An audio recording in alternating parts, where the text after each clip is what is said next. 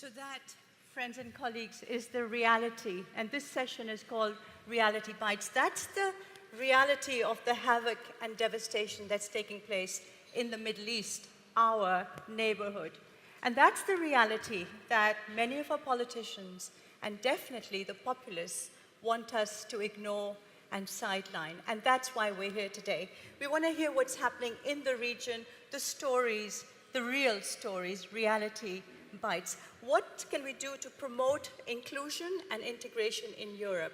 Hope, fear, welcome, reception, solidarity. Many of the words you'll hear today. Rabih al-Chammay, you are a psychiatrist based in Lebanon, working for the Ministry of Health. What is the impact of this war, this relentless chaos and turbulence in the region? What impact is that having on the people there? These images are far too real for me. I was 7, actually personally, when war exploded in South Lebanon and we had to flee. I still recall very clearly how fast my parents needed to take decisions to take us to safety, the energy they needed in the first few months to make sure that we ate and that we stayed safe.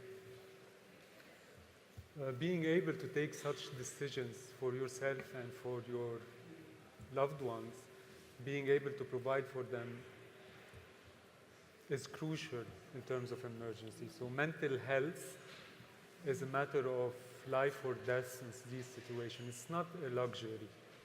And you know very well that these situations actually do impact people's capacity to cope, to make the decisions and to move forward with their lives. Add to that what comes with war and conflict, things like sexual violence, child soldiers, missing people that leave open wounds for decades, at least.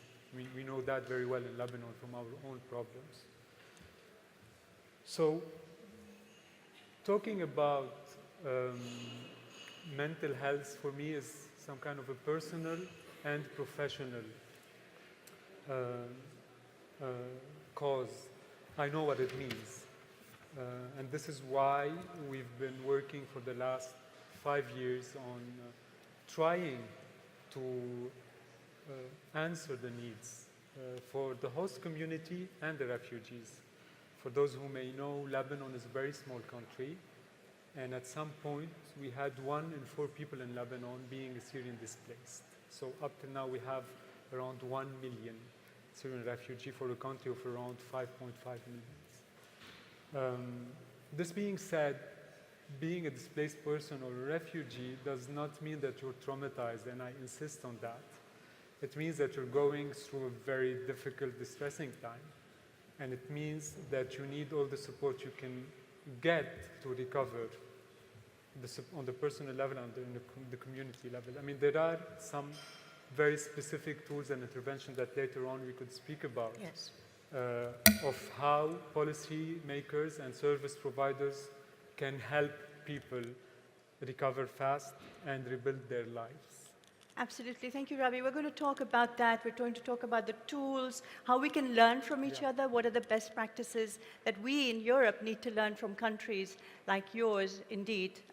Absolutely. Matt, you left Mosul in Iraq 3 years ago. You made a difficult journey. I was just wondering if you could, if it doesn't bother you too much, share a little bit of your experience and the challenges you faced.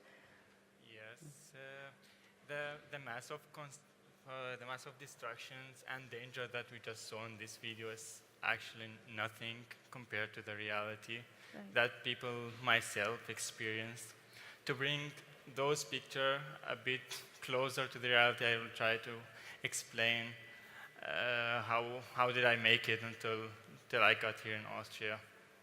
I left my home city, Mosul, in 2014. When ISIS took control over the city. And my next stop was in Turkey, where I stayed there for 10 months.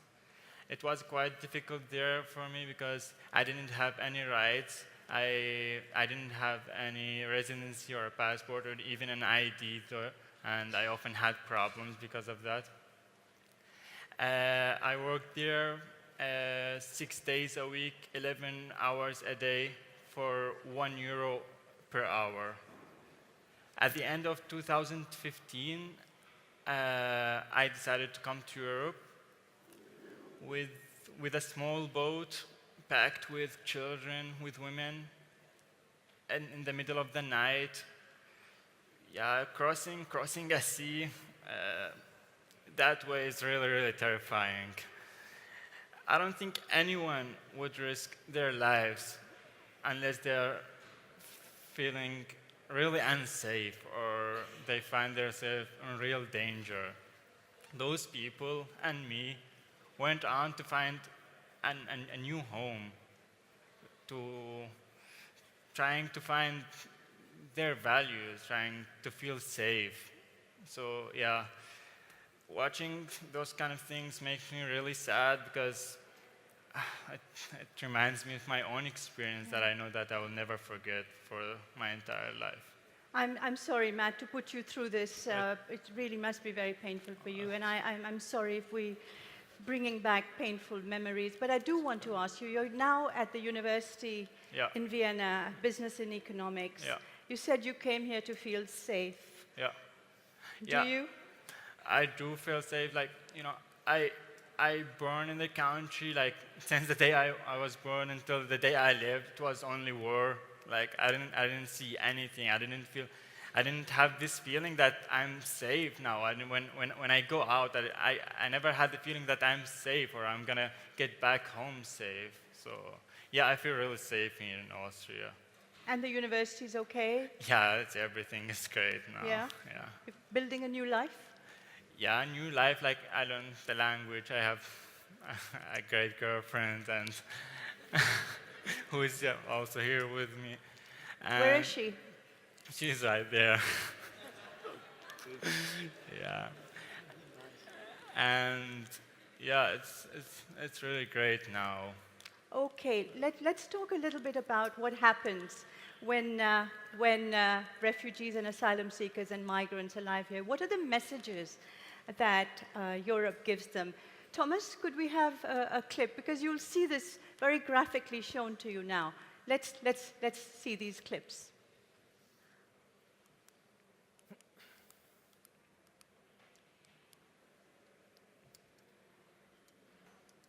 God forbid, but let's imagine we would have a major natural disaster in Europe. Would we see more solidarity? So why don't we see that solidarity? Is it because they are Muslim, they're coming from Syria or Afghanistan or Iraq? I mean, this is ethically, you know, we are touching the fundamental values of why Europe was created and why, you know, we drafted instruments to protect people against their state. Dat is het. Je kan zeggen, vluchtelingen maken ons leven zuur. Of je kan zeggen, Serviërs of moslims of Kroaten maken ons leven zuur. En dan, dat je dan zo vooral niet gaat nadenken. Maar dat vind ik ook... Dat vind ik eng aan de mensen, dat zij niet willen nadenken. Dat ook heel eng. Maar ik kan het nu beter plaatsen, denk ik. Ik zie waar het vandaan komt. Het is een bang.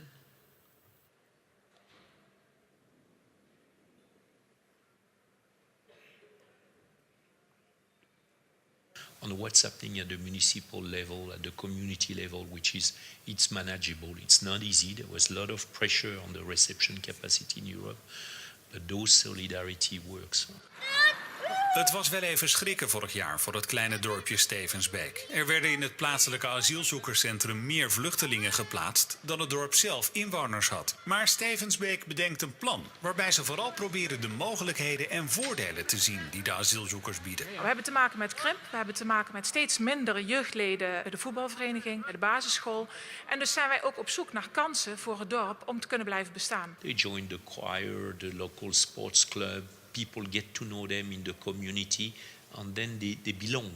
And that sense of belonging is important. That helps so much towards integration and acceptance. So Lefteris, Vice Mayor of Athens, they talk about the role of local communities, the sense of belonging. Is it about the Muslims? Is it about the challenges, about the opportunities? How did Athens react when under austerity, right, imposed by, imposed because of whatever reasons, under the austerity budget, you then found yourselves dealing with, 65,000 refugees? In total Very in small Greece, compared to what Rabih is talking about. But what were the challenges you faced? First of all, for Greece, the competency of reception and integration and all these issues do not belong to the municipalities. So it's not like what happens in Holland or in Germany or even France in a certain way. So we had to step in because we didn't have the capacity as a country to react to this reality. Although, if you see the numbers, it's not a huge issue.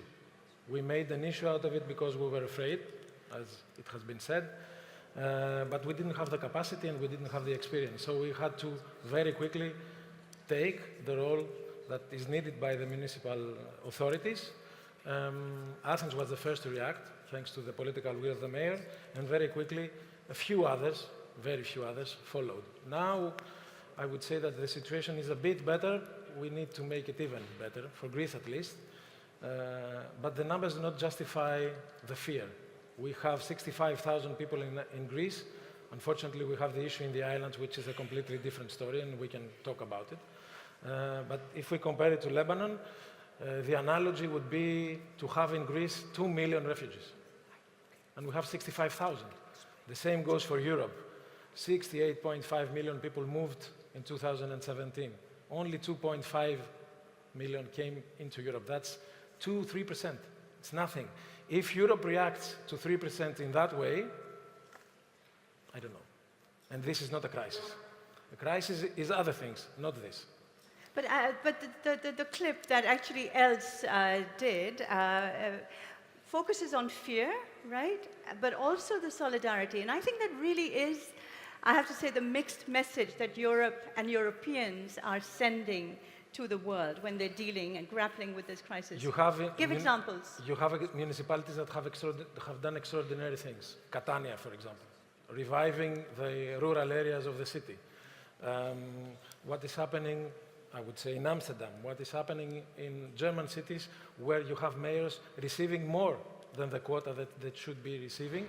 And for that, they have been attacked. For example, I'm reminding the mayor of Altana, who received more refugees than his quota, and he was attacked by people who didn't like that. So the political decision has a cost, and I have to remind you also that in the end, politicians are judged by the people who vote. So this is a very delicate balance.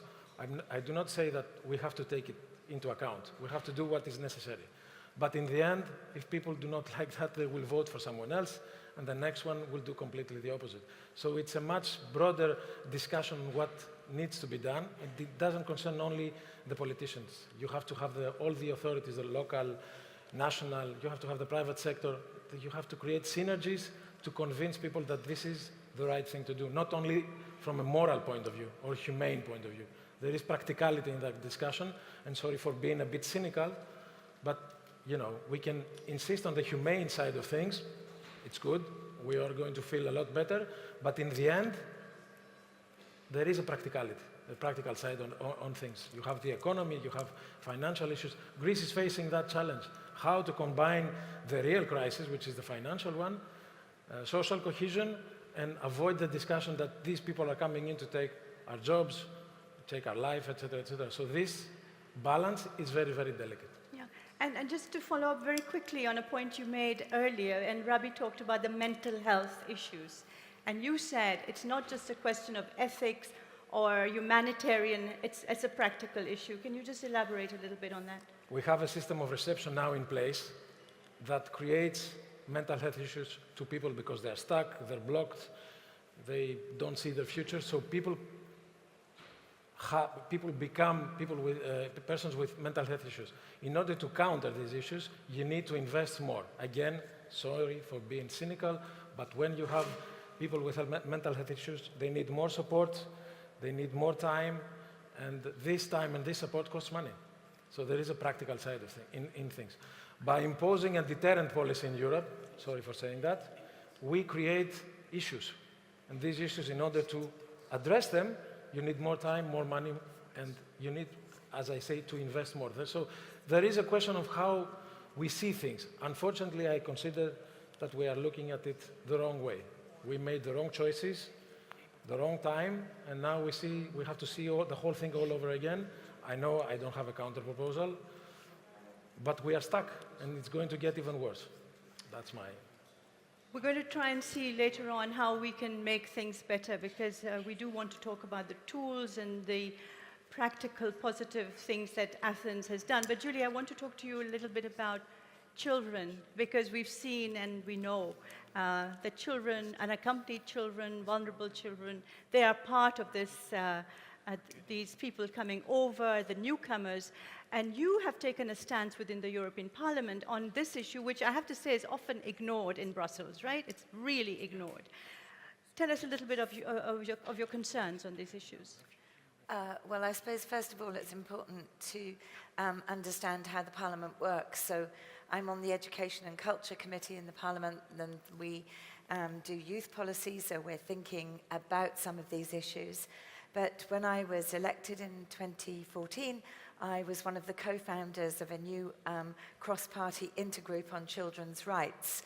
And that means that we have a number of MEPs who are really, really committed to the rights of all children, I have to say. But obviously, since the mandate began in 2014, because we've seen such enormous flows of refugees, we have been particularly concerned about child refugees. So we make very specific recommendations, we table amendments, we make sure that we get lots of our fellow MEPs to sign these amendments, we push to have special hearings and events in the European Parliament where we can share best practice. So the idea is to try and put children's rights at the heart of the work that we do as MEPs, and then specifically when there are issues around refugees, just to highlight the specific vulnerability of children, particularly unaccompanied minors. So, you know, and I think we're quite formidable. You know, we care a lot, and so we make sure that we speak very loudly, and we counter some of the xenophobia and the racism that we hear from some of the colleagues who really, frankly, don't know what they're talking about. I mean, I have been to refugee camps, you know, and I know that other MEPs who really care about this have engaged with the issue directly. We don't just sit in Brussels making legislation. We bother to go and find out what's happening on the ground, and I think that gives us far more authority than people who are just, you know, stirring up trouble, reading the right-wing news, feeding that terrible xenophobic kind of narrative that we have certainly in my country and in other, on other media platforms. So I think, and also because I'm very involved in youth policy, I always participate in the European Youth Event, and which is an amazing coming together of young people from right across Europe, not just the member states, once every 2 years to Strasbourg. And many young refugees have come and participated in that forum, where they've been speakers, they've been chairs, they've demonstrated different projects that they've been running in the community. So wherever we can, we are giving a platform to the issue and trying to raise up the positives that young people present, because they have so much to offer, Right. They have so much energy, so many ideas, so much potential. I think that's really, really important. So on one side, yes, we're looking at the vulnerabilities and trying to make sure that we can protect these children, and on the other side, we're trying to actually present all the positives that they could give to our society. Thank you. Julie, I just want to ask you one thing, because the Parliament is notorious, the European Parliament, for having sessions where not many people turn up, okay? Empty seats, and you're talking about very serious issues, and there are not many people in the assembly, right? For these sessions where you bring in the children and you listen to the stories, who turns up? Well, if we have hearings in our committees, the committees, it's not the whole Parliament, so it's a committee. And I have to say the Culture and Education Committee is generally very well attended. Lots and lots of civil society organisations are coming, and often they are bringing, people with experiences with them. We held a particularly interesting event about the use of arts and culture with refugees. We invited Dr. Alison Phipps, who from the University of Glasgow. She holds the UNESCO chair for the integration of refugees through languages and culture. And she brought some refugees with her, and they sang in the room. So they were there in the space. And whilst in the debate, I mean, there's 750 of us, you know, so, and the debates in the plenary session go on for hours and hours and hours, and maybe the plenary debates themselves are not full, but every single thing that we do in the European Parliament is streamed live. So as far as I know, thousands of people are watching it, and there are links on Facebook and Twitter, so maybe the chamber itself isn't filled, but I certainly get masses and masses of response. So you're having an impact? Yes, to the speeches that I am making. And actually, when I'm speaking in the Parliament, I'm often putting up a live tweet saying, I'm about to speak on this debate about this issue. And I also make sure that I talk in very concrete terms. So, for example, when I was talking about refugees once, I referred to an organisation in Manchester in my constituency called Rethink Rebuild, which works at a grassroots level with Syrian refugees. And I let them know that I was speaking about their best practice. Sure. Okay, so the things do happen. Obviously, the people who you... Well, let's say that not everyone turns up, I suppose, from the other side, the other parties, the people there who are skeptic.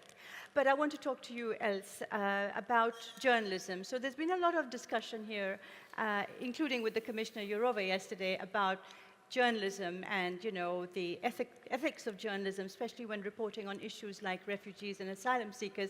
And you, when you were drawing up your documentary, making your documentary, came across journalists as well, and you're actually working with Iraqi journalists. Yeah, we concluded one Iraqi journalist in our team, in the Asylum Machine team. She fled through Lesbos herself, and she was very helpful in making new perspectives on our story. And she helped us also through her network via Facebook to get the stories to get connected to refugees themselves on Lesbos, for instance. So our last film is about the Turkey deal and the situation on Lesbos. And so we interviewed a lot of refugees, and we also took their footage in our project. So, because we were not allowed as journalists to go into Moria, the camp, so we took their footage, and we did some reporting in the documentary. But what is very important, I think, for journalists is that the whole debate is so polarized, and it's like you're either for refugees or you're against. And what we are trying to do with our documentaries in the Asylum Machine is to really be constructive and bring different parties together. So different opinions, but also different angles, like refugees themselves connecting to policymakers, connecting to politicians, and it's a safe area. It's not like it's in an NGO or something that is biased. It's like a journalistic room, so they can be free to discuss, and we also monitor the discussions. And we come up with new ideas for new policies. So that's the aim of the whole Asylum Machine project. And the new ideas, just give us a glimpse of that. Well, what is a really nice example is we had this team, and there was this really populistic wing person, and we discussed the issue of detention, for instance. So if refugees arrive in Holland by plane, they get into the detention center, which is really traumatic for most refugees, of course. And we discussed, and so we had an open question, okay, should we detain refugees who come through air? And she said, surprisingly, no, of course we shouldn't, and it's not, I mean, why should we do that? We can also give them like an electronic device to monitor them. or make it a little bit more cozy in the cells. It's so clean, and she got with all these ideas. And then there was this whole practical discussion on how should we do this. And there's a lot of movement then in policy making and possibilities. So I think if you make the right conditions for a conversation and a brainstorm, there you can get to the level that everyone is human, so they can relate to it. Yeah. Well, that is encouraging. I just wondered, Rabih, when you're listening to the challenges that Europe is confronting, in your region, is there also the same kind of fear when the refugees arrive? Are they put into detention centers? What happens? I think fear is a normal first reaction everywhere, so we shouldn't be very judgmental on having this feeling. The question is, what do we do with it? In Lebanon, there was and there are still some tensions because of the history between Lebanon and Syria that wasn't very nice for many, many years, and then because of the sheer number of people who came to Lebanon. And this is why the Ministry of Health in particular took the decision not to build a parallel system for refugees, but to strengthen the system in place and to provide for both host community and refugees. And this is the message that conveyed to the UN structures and agency, and this is how we're working. This being said, the health call appeal was only funded, 20–25% of what is needed. And here I would like to say that I think Europe and the rest of the world also has something to do to help us host countries in the Middle East on many levels. There are times still where I wake up and I resent the fact that I work in humanitarian work because we're in the aftermath. We have no power. The world is not necessarily run by the wisest people. And so I say, should we stay in humanitarian? Should we move to other areas where we could make maybe changes where crises like this don't happen again? This being said, I'm a mental health professional and a technician. I'm not a politician. So I do what I can do in my area. And what I've been noticing is that there has been, of course, support through the humanitarian mechanisms. But one, the humanitarian mechanisms in place, and this is where MPs such as yourself can have power, are not appropriate for the crisis of our days. Crises don't last 1 or 2 years, they last 10 to 15 years, and the mechanisms want indicators and turnover on 6 to 1 month. So if Europe can change the humanitarian mechanism in place in order to allow for host countries to strengthen their system, this would be very important. Another thing that we've noticed in the last year is that I think there's a political decision now to wait and see and move funds into Syria for the reconstruction, which means that funding for the host countries like Lebanon, Jordan, maybe Turkey is really decreasing, but the people are still there. They haven't left yet to Syria.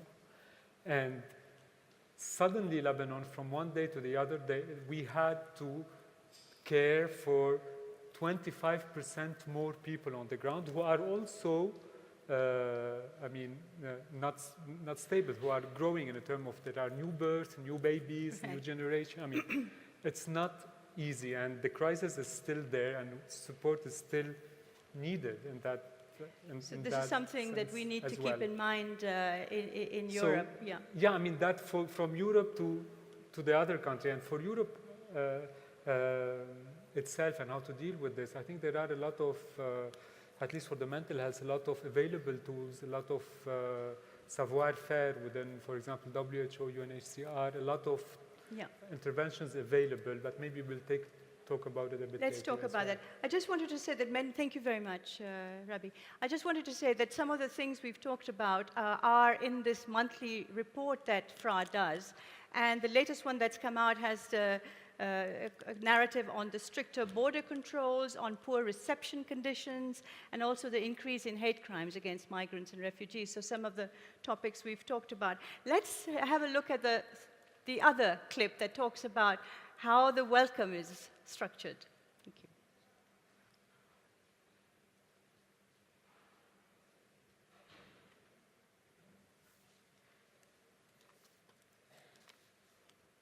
Kunnen we het omdraaien? Kunnen we het zo maken dat we zien dat die vluchtelingen nuttig zouden kunnen zijn? Verschillende delen van de arbeidsmarkt hebben we juist tekort aan arbeidskrachten.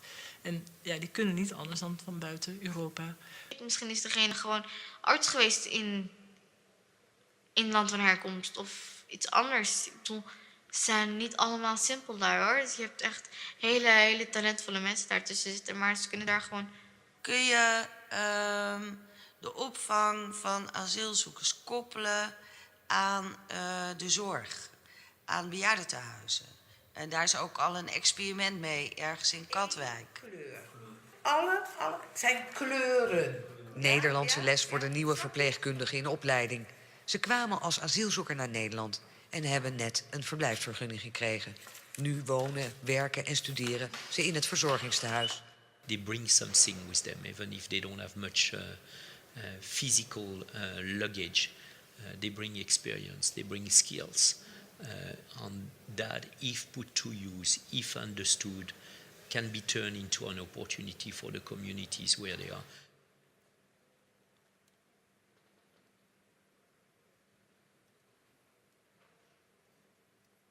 Warm, of tenminste als iemand welkom is, hoeft niet eens warm te zijn. Wij hadden het geluk om ook warm welkom te zijn. Maar als maar welkom is, als je niet het gevoel hebt van ik mag niks, ik ben niks waard, dan kan je daar iets mee. Op dat moment heeft een vrouw, die heet Nicole, eigenlijk besloten om mij te helpen. Zonder dat ik al wist of wat dan ook.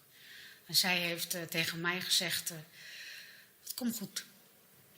Hun verhaal vertellen, zodat je een beetje hun begrijpt. En denk van waarom ze in jouw land zijn.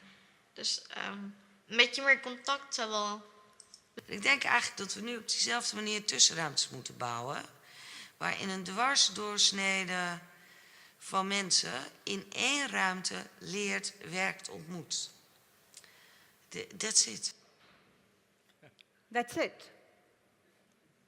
That is it. I want to turn to you now, all the participants who've been listening to our panelists, but watching also the video clips, really evoking some of the challenges, opportunities, all the fears and solidarity that's out there. And I want to hear a little bit from you in terms of your experience, and then I'll turn back to the panel for some of their comments. Friso? Yeah. Okay. Is it working? Yeah. Okay. I first would like to ask Rosa, who works with migrants in Barcelona, what do you think is important for them to feel welcome in Barcelona? What works, what doesn't work? Oh. Hi, Friso, thank you. What works and what's not working, I'm not sure. I think the most important is Barcelona as a city is everybody involved in the welcome of migrants and now from refugees. I think we had the experience from the Balkans War, then also we received a lot of migrants from different parts of the world. And I think it's a question that is not only the municipalities in charge or the government is in charge or the NGOs are in charge, it's everybody is working together. This is a question I think is important and is public sector, but also NGOs, but also small places like schools or health centers or libraries is like open the city for citizens, because if you don't consider people as citizens, then integration is not working. And I think this kind of solidarity of proximity led people very quickly to be welcome to the institutions, to the places for the regular citizens is something important. Trying to increase this belonging feeling. You are one more in the city, and you are migrant or you are refugee, but this is not the only identity you belong to the city. You bring. You are also a football player or a musician or a student. Thank you, Rosa. So the idea of citizens and not making a distinction between who is a resident there and who is the newcomer. I was wondering if anyone else would like to come in on this, because we often talk about integration and means language. But let's hear. Yeah. It's not on this? Another issue, not language. Yeah, please. If you say who you are, please. So not on language, but another issue. Just introduce yourself, please. Chris Nash from the European Network on Statelessness, and I'd like to bring in an issue which hasn't come up in the forum yet, which is that of statelessness. Among the hundreds of thousands of refugees arriving in Europe, there are several children who were either born stateless en route or never had a nationality in their country of origin. And while the most immediate concern may be reception and a place for the night, down the line this lack of nationality is going to cause serious barriers to integration if it's not addressed. And migrant children may become stateless, for example, because Syria discriminates against women in not allowing them to pass nationality onto their children. And the real problem is when European states do not meet their international obligations to step in to grant nationality to otherwise stateless children. Hannah Arendt famously describes stateless people as lacking the right to have rights, and this forum is all about belonging. And in a world of nation states, in many respects, belonging is about having a nationality. So my question for the panel would be, what more can Europe do to address statelessness, and perhaps particularly to Julie, because I know the Intergroup on Children's Rights have particularly looked at this issue. Thank you. Thank you very much for raising that issue. Absolutely. I will turn to Julie in a minute, but I want to also take another comment or question from you. Yes, please. Yes, please. Here's the mic. There you go. I'm Jana Hainsworth. I'm Secretary General of Eurochild, a European network promoting the rights of the child. I wanted to pick up on what Elsa said about detention, and although sort of very hopeful comment on speaking to somebody and the sort of human connection and of how even somebody who might be fearful of migrants can see how detrimental detention is to the well-being, the mental health, and yet this is a predominant response of member states, even though the European Parliament has come out very strongly saying no child should be detained, and that is the policy of the European Commission's communication on the protection of the rights of children in migration. And yet actually the response has been very heavily to, in fact, even using EU money to building detention centres. And this whole policy you said about presenting the deterrent of the EU not being a welcoming place. So I think this is an inherent contradiction that we need to address. Right. So I've got three very, very relevant questions, and I can take one more from the... Yes, please. Yes, I have 2 points. I'm Mimi from Transgender Europe and also co-president of Accepted State. The first point is that for asylum and also refugee issue, we need to talk more about LGBTIQ or those who are the sexual and gender identity minority refugee. Because when we talk about refugee in general, we do not specify that there are some people who are oppressed more and more also by their own refugee community. And also those who are transgender or LGBTIQ people, they suffer more and more. I would like to ask about the position of European Union on the protection, promotion of the rights and protection of this population that is really fragile. And the second one is that how can we say about the migrant integration, why some of the migrants, refugees who are sex workers are now suffering from the penalization of clients, which is the Nordic model. So I just want to ask you about the concern about this law that really makes people in danger. Yeah. Thank you. And then there's a gentleman who put up his hand here. Yes, please. There's a microphone coming to you. Please, could we get a microphone? Yeah. Can you keep your hand up? So, thank you. Hi, I'm Morten Kjærm from the Raoul Wallenberg Institute. Just on the sort of integration, the reception part of it, I think one of the things that we all very often miss throughout Europe is actually to ask the asylum seekers, refugees themselves, what would you like? How are you? What are your needs actually?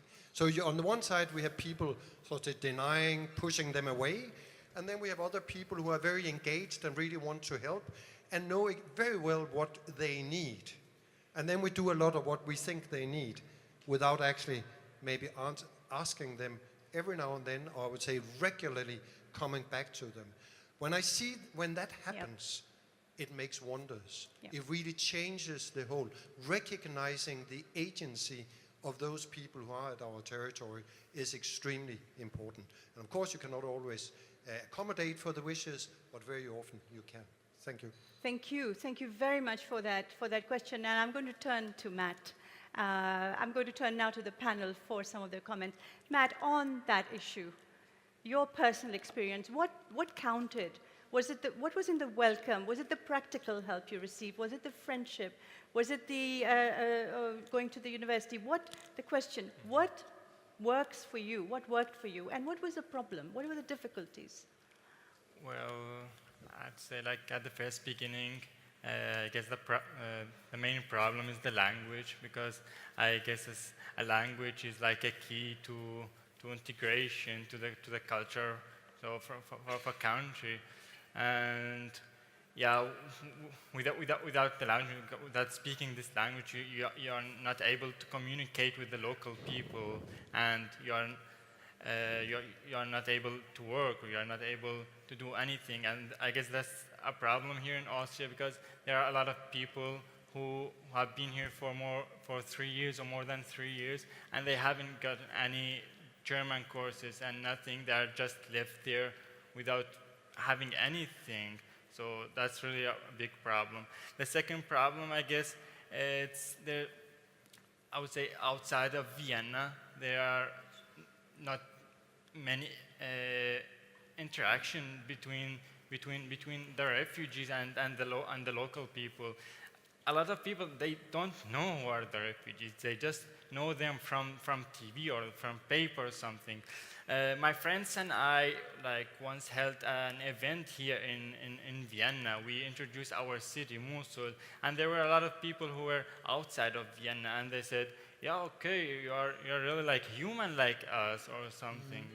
Yeah, really, they didn't have any idea who we are. So I guess that will be really helpful, to do such events, to introduce, to allow us to introduce ourselves to the people, so they can get to know who we really are.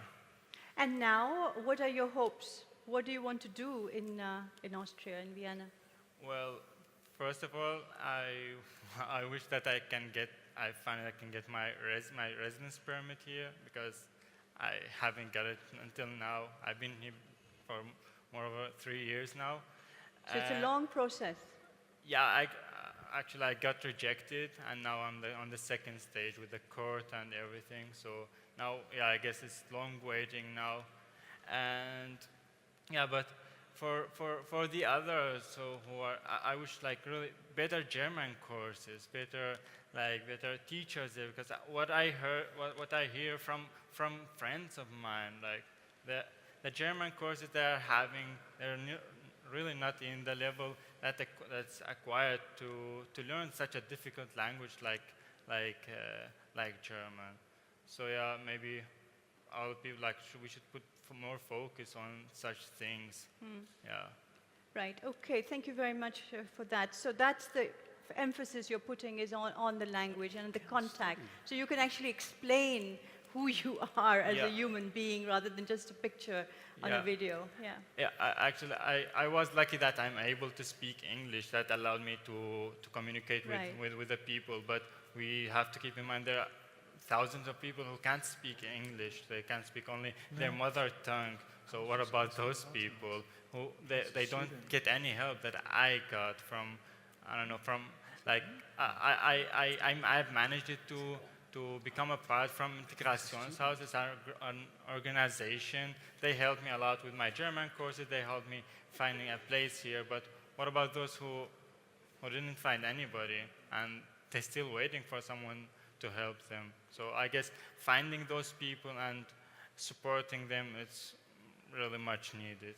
Okay, thank you very much for Matt. So I hope that helps our friend here who wanted to hear the voice. Lefteris, I wanted to come to you now with all the issues of citizenship, common spaces, language, detention centers. What has Athens been doing which you can talk to us about? We are starting organizing language courses, which is a first for a municipality. Unfortunately, Greece for many, many years hasn't been investing in that area. And I have people here that can testify to that. I can show you the delegation, the Greek delegation. It's a bit funny. Jackie, please stand up. Jackie, come on. Yunus, please stand up. This is the Greek delegation. Jackie, Yunus, and Debbie. Yes, please behind. Yeah. Debbie, hi. So Okay. they can testify to that. So organizing language courses for the newcomers, but also for migrants who have been in Greece for many, many years, it's crucial for us, for the municipality. I'm not talking about the others. All the others NGOs are offering courses. For us, it's very symbolic to show that this is an issue for the city.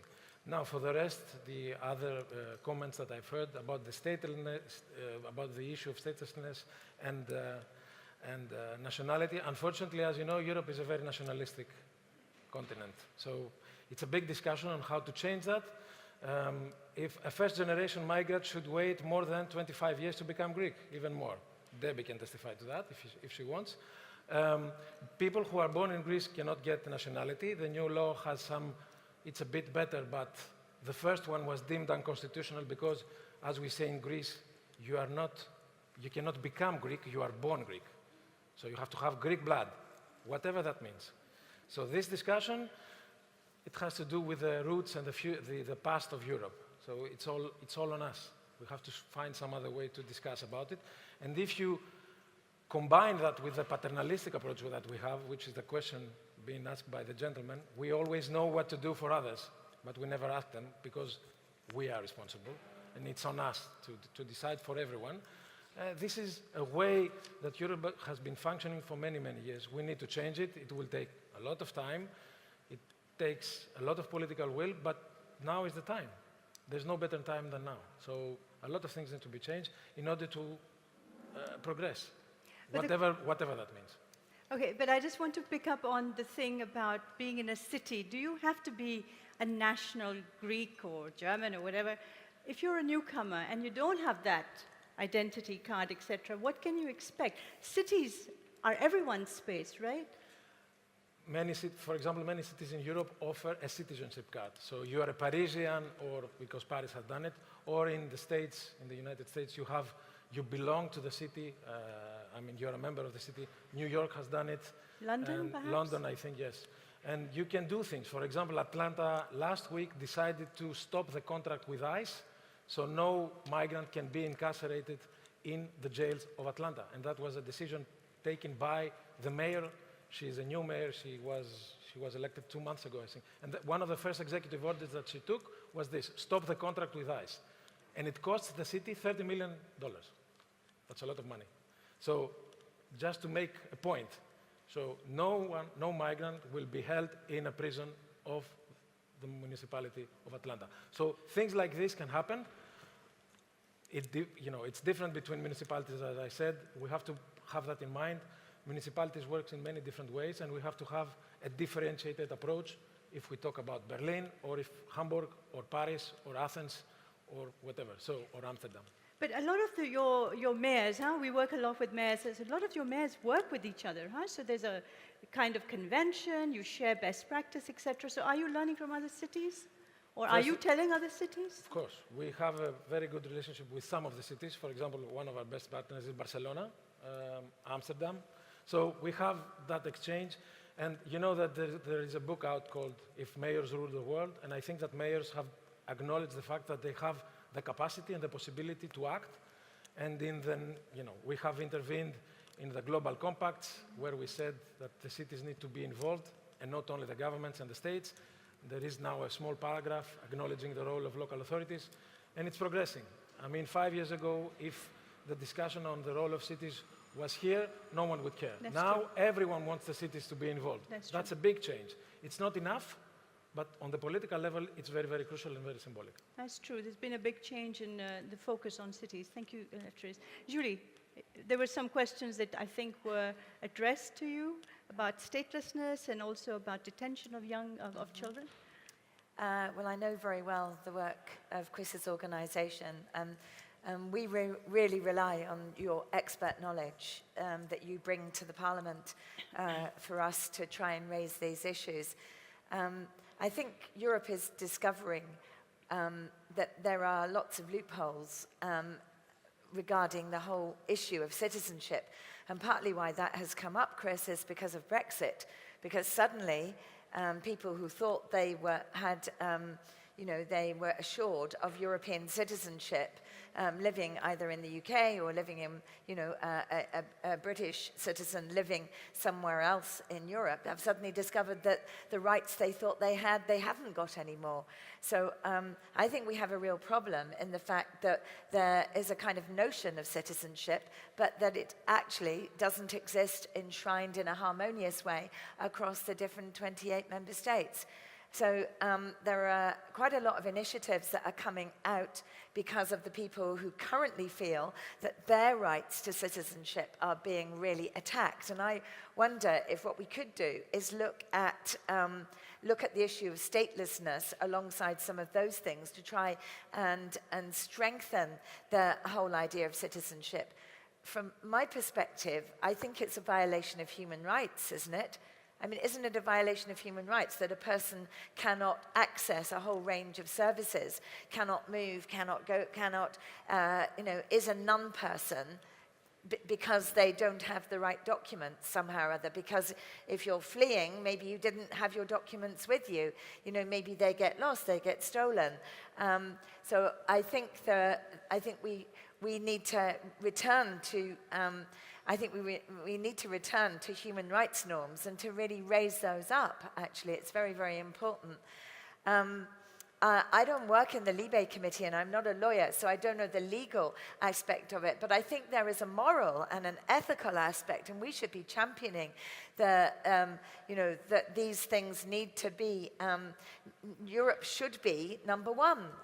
In terms of making sure that that citizenship is assured, that, if you like, there is a gold standard, that we really look after the most vulnerable people. Let's try and be number one globally in terms of citizenship rights. Wouldn't that be fantastic? I'd like to address the issue about LGBTI, because I'm very proud of the work that we did in the Women's Rights and Gender Equality Committee. When it was International Women's Day, it would have been 2017, I think, the FEM committee, we voted in the plenary on a women's rights report on specific treatment and reception conditions and methods for women, and included in that were LGBTI people. So I think that we have done a very good job of talking directly to people who are LGBT, who have been traveling, and we talk about intersectionalism. So we are doing that in the work that I'm doing in the Parliament. So the people who want to be progressive, who understand these issues already, are actually applying them in the work we're doing on policy making and on making good law. I have to say, we're at a particular moment in history where all our rights are under attack, okay? So we know that LGBT people are under attack. We know that Muslims are under attack. We know that people who are other are under attack, generally in a global way. So it's our job to really try and identify, by using specific language when we're making this policy. And we've learnt, that we have to fight for these things in the Parliament. Our rights weren't given to us, okay? We have to fight for them. But I am very proud of what we did. And when Julie, could you come to the question about I detention just want to say centres? how we arrived at that, because it's important, okay? Okay. There was a delegation of FEM committee members, and we went to look at best practice in Munich. So we were looking at how refugees were being welcomed, and that included LGBTI refugees. And a lot of what was happening there was because Germany has a youth service, and this also refers back to children. So in Germany, the youth service look after unaccompanied minors.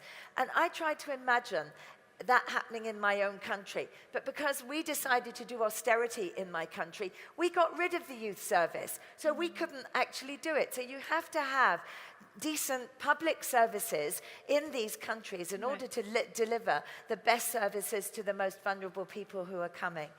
If I just talk about the detention Please, yes. right, the detention. Well, we have an appalling situation of putting people in detention. And I'm not proud of what we're doing in the UK. Recently, in fact, I spoke at an event in Manchester with African Rainbow, and this is an organization that actually stands up for LGBT, in fact, asylum seekers. So people have... I mean, we shouldn't be proud of this. We have to call it out, and we have to demonstrate the appalling conditions. This is inhuman.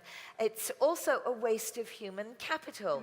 Right? All these people coming with incredible skills, a desire to do something, lots of students who've had their education interrupted, lots of people who were professionals, who were business people, That's right. you know, who suddenly find themselves in a situation where they can't even look for work, they can't even use their skills. Absolutely. So I think we cannot be proud of the detention situations that we have in many of our countries. But good practice does exist somewhere. And often that, and I will link this to the empowerment, okay? Right. Because when... Julie, I need to turn to Yeah, Elsa I as will. well. Could But you... let me yes. just finish, Just Nada. finish, okay? yes. There was, I learnt through a brilliant refugee arts festival called Counterpoint about a particular set of refugees and asylum seekers who were in Sweden, stuck in a camp, not being able to do anything. And they just decided they wouldn't wait any longer. They would self-organize things for themselves. And actually, they did. So they organized sports, they organized social enterprises, they organized cafes and cookery, they organized education. They reached out to the local community, and then actually the main organizers within that refugee and asylum seeker community then became people who were being paid by Save the Children to work within Sweden as experts. So that's the way to do it, folks. Well, I think a number of initiatives of that kind are being done, undertaken across Europe. But thank you very much for that example. Elsa, I wanted to turn to you, because in the video and documentary you've made, you did talk about the wasted talent. And one of the people says, you know, they didn't come with luggage, but they came with skills, experience, and expertise. Yeah, that's definitely true. Of course, it's also a struggle for both parties, for the receiving party, but also for so the countries, but also for the refugees themselves.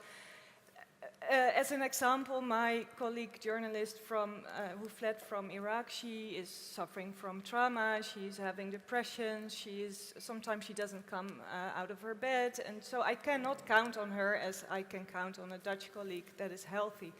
But in the same time, she adds a lot, and I think it's very important to just give her the feeling that her voice is heard, that we want to take her story, that we want to use her skills, and that we can build on new stories together. So that inclusiveness is very important. Can I say one more thing about the detention centers? Because that's really something that makes me very angry. And I really think that Europe has a very big responsibility now in the island of Lesbos, for instance, in Moria, where the situation is terrible and children are really, well, you know, committing suicide. I've seen it with my own eyes. I'm really, really angry about this. And we can change this. I mean, it is, of course, a cynical game. It is like we are playing a game of deterrence and make this image, don't come here. But if we think radically different and we just make procedures more efficient and good procedures and return people who don't have a right to asylum, and it can be done. I mean, we can organize football festivals, we can organize everything in Europe, and we can organize this too, and I really want to urge everyone to make a point of this. Okay, so I'm going to ask the panel for their, please, go ahead. I'm going to wind this up, and I want to ask the panel for their recommendations, and I think make it short and practical. So Elsa, I'll start with you because you have made a recommendation there. Just give us another few ideas that you think we can take forward. Employment, I mean, what you're doing with your friend, your journalist friend. Yeah, well, I believe in the power of the people. You're talking about the power of cities, but on a lower level, individuals can do a lot. And it's just about getting visible, as you said. In our societies, we put all asylum seekers far away from the city centers.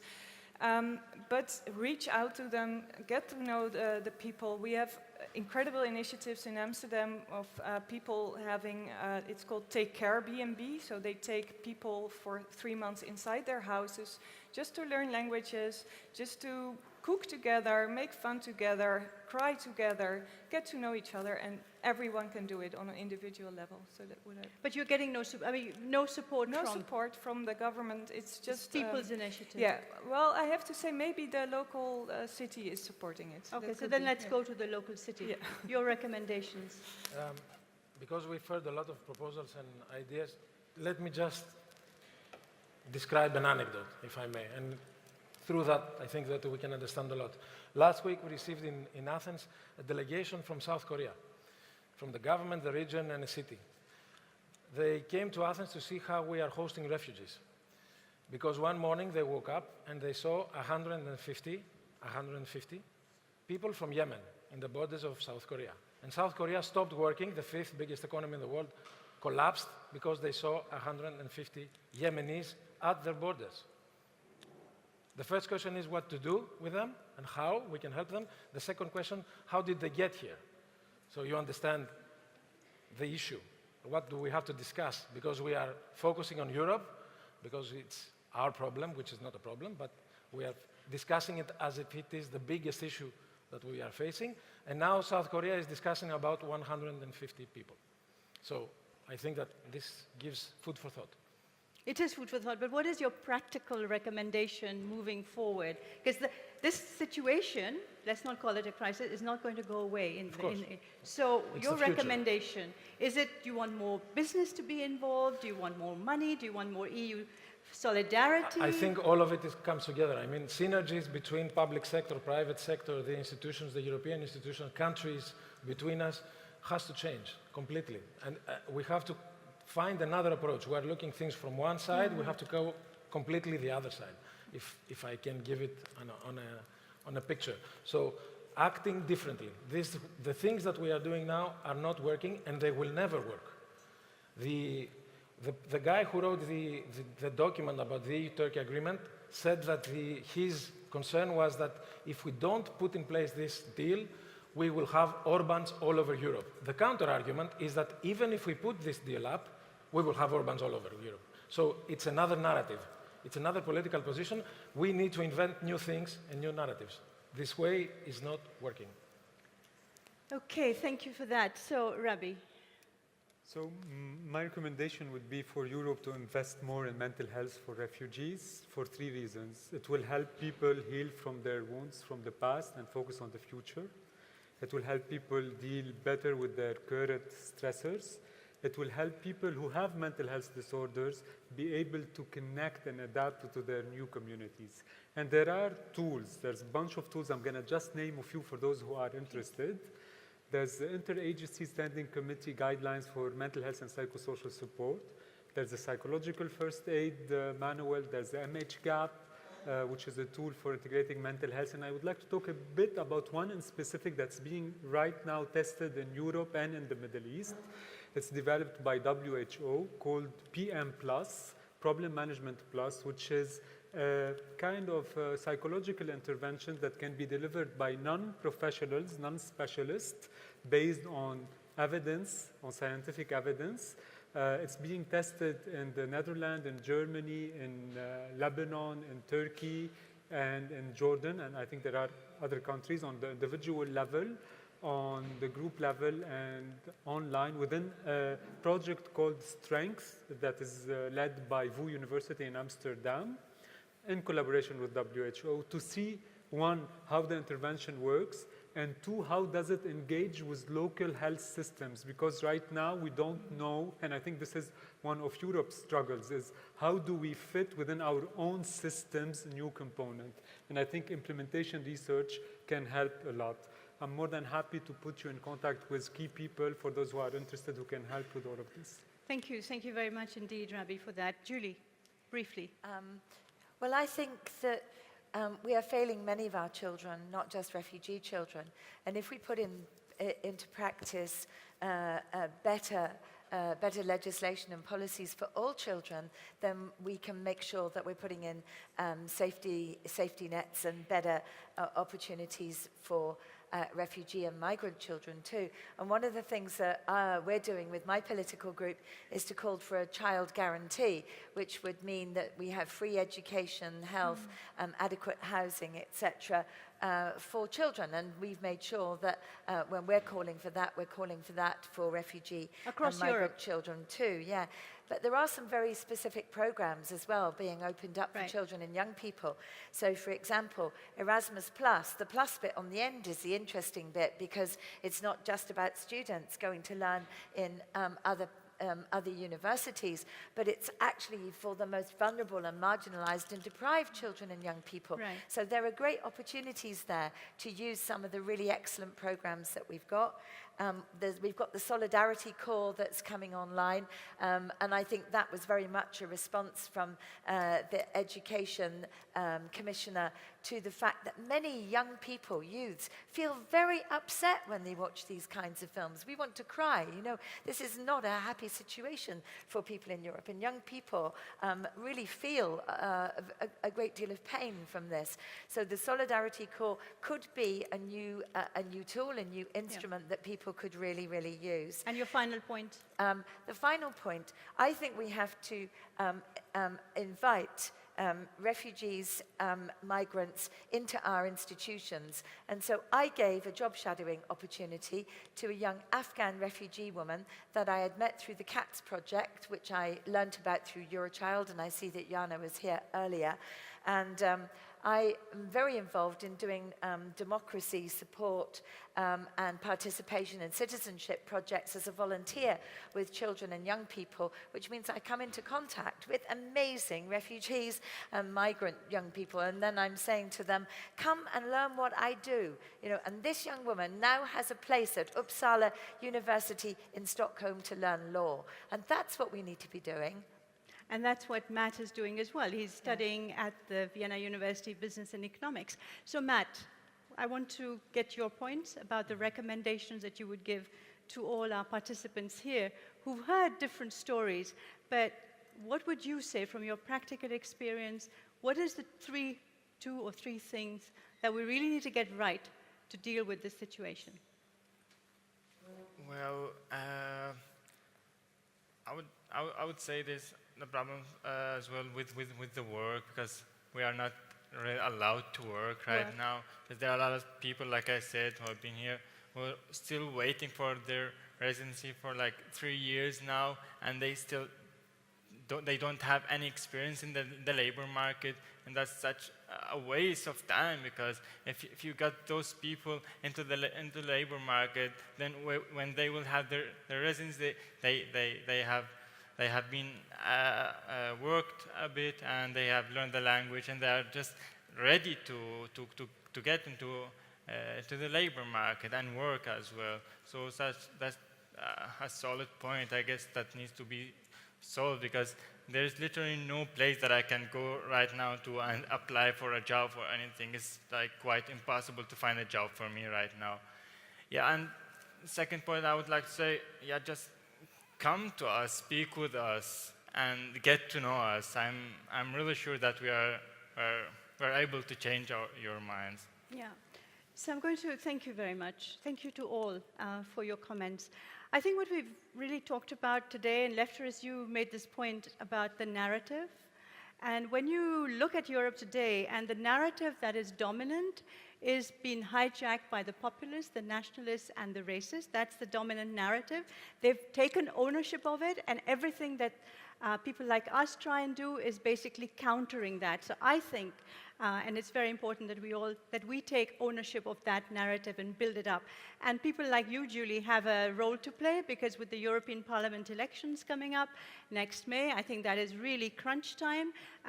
We have to provide a narrative which is positive, constructive, and real, which reflects the reality, okay? So we've also talked, I think, very important, and Matt said it, but also the gentleman here, listen to the refugees and not just talk amongst ourselves in our echo chambers or our bubbles. We've talked about the role of cities, very important point about work, very, very crucial, languages, mental health, and of course the special vulnerabilities of children, unaccompanied minors, and the LGTB community. So thank you very much indeed for this Reality Bites. All of us have listened to you, and I hope that I definitely, in my work at Friends of Europe, will be taking your thinking into consideration. But I also want to thank you, and especially you, Matt, for having the courage to relive some of your experiences, but also to give us an idea of your hopes. And I wish you really good luck, and I think we all do. Thank you. Please join me in thanking them.